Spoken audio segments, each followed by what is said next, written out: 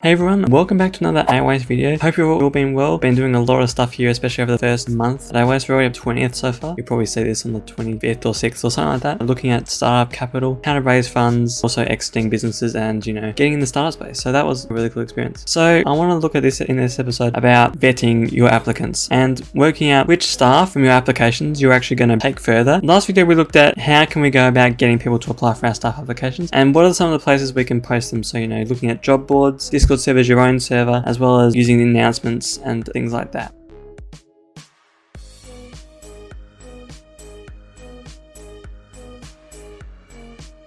In order to vet your staff and go along the next step of the process and pick out which actual applications you're going to follow through with, you need to look at what makes a good staff application. When we think about a staff application, we think of it as kind of a bit like a resume. If they have poor spelling, and they become a mod, they're going to probably have poor spelling in their moderation duties. And that doesn't look too good on the community itself. Punctuation and grammar is also very important because as a moderator, you need to be able to understand and articulate what you're trying to say, as well as be able to explain in many different ways users broken the rules or how the rules apply or how they're being interpreted, or just providing general customer service if if you're taking a member first kind of community. Another good key is good experiences. On your application, you may have an area where they can put their past experience. So if they've worked on large servers in pretty important roles, that server thinks they've done a good job, that's going to be a green flag for you to keep moving them forward. In other terms of good experience, make sure the servers that they're actually listing, they've actually worked for, because sometimes people will just put an application there, say they've worked for this server when they haven't really. So it's really important to vet. Also look at references. So look at people who will vouch for them and say they've done a good job. This is a bit harder though if you're a smaller community, because you don't really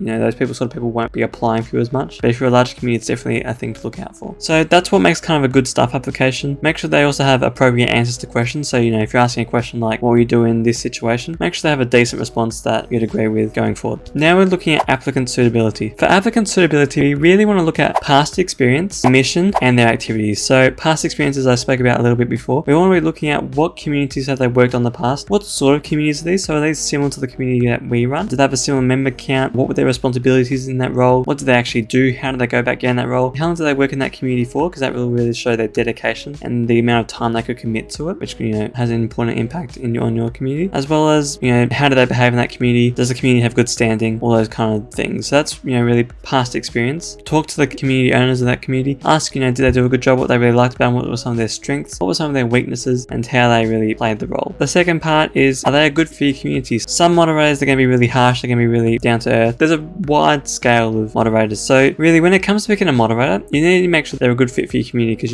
if you're going for a more customer service orientated community, you're going to want someone who's a bit more laid back, who's a bit more members first, rather than skipping straight to their role as a moderator. You want someone who's being a moderator to represent the community's missions, values, and goals. So you really want to drill into the staff members what your community does and what their role as the moderator is. Is it to moderate? Is it to be there for the community? Is it there to talk to members? Is it there to help members, direct them? You really need to show them what the role really is, and that they are more of a helper rather than a punisher. They're there to step in when things get out of hand, but for the most part, they're there to help community members and also engage the community members as well. Check if they're a good fit for your community. Make sure they know they're going to follow your values and goals, because I know, especially in AOS, we've had this before where we keep growing, we keep moving, and people, they're just no longer good fits for us. They're not able to fit in with the new community culture we're trying to bring in, and they're no longer a good fit to work with us. And generally, you want to make sure they're actually active in your community, because if you get people who are just applying out of the blue, who haven't spoken to your community or anything in before, they're generally just looking for power positions. They're looking for a role. They're looking to stand out. You want people who actually care about the community, and they're just band people. You want people who enjoy the community, who are well known with the community, because if you bring a model along who hasn't spoken to the community before, it's like, why should anyone listen to them if they have no real community standing per se? So that's something you also have to be careful of. So just ensuring that you can trust them, because if they haven't spoken before, you really know nothing about them, and you want you want them to have rapport with other members. So you want them to know other members, what they like, what they talk about, all those kinds of things make a good staff member. So to sum up, really, you want to make sure the application has good spelling, grammar, punctuation. They have good answers, and they also have good experience and referees for their application. So they've done a good job in the past, and that your